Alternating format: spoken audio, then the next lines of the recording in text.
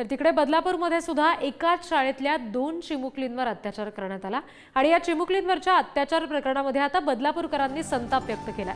बदलापूरमधील शाळेसमोर संतप्त नागरिकांनी ठिय्या आंदोलन दिलंय।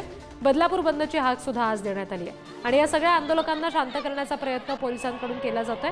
शाळेच्या मुख्याध्यापिकेसह 2 सहाय्यक कर्मचाऱ्यांचं निलंबन या सगळ्या प्रकरणात करण्यात आलं। आरोपीवर कठोरातली कठोर कारवाई व्हावी अशी मागणी या संतप्त नागरिकांकडून केली जाते।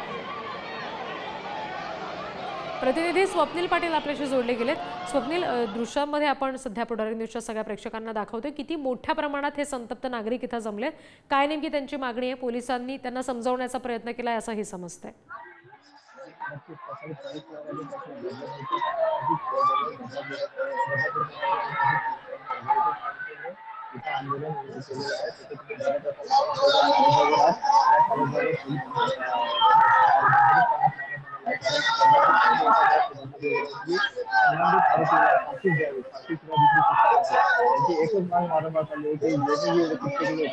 निश्चित स्वप्नील, एकंदरीत या सगळ्या जे काही नागरिकांकडून घोषणाबाजी केली जाते, फलकबाजी केली जाते, त्याची दृश्य दुसरीकडे पोलीस प्रशासन त्यांच्याशी समजूत घालण्याचा प्रयत्न करत आहे।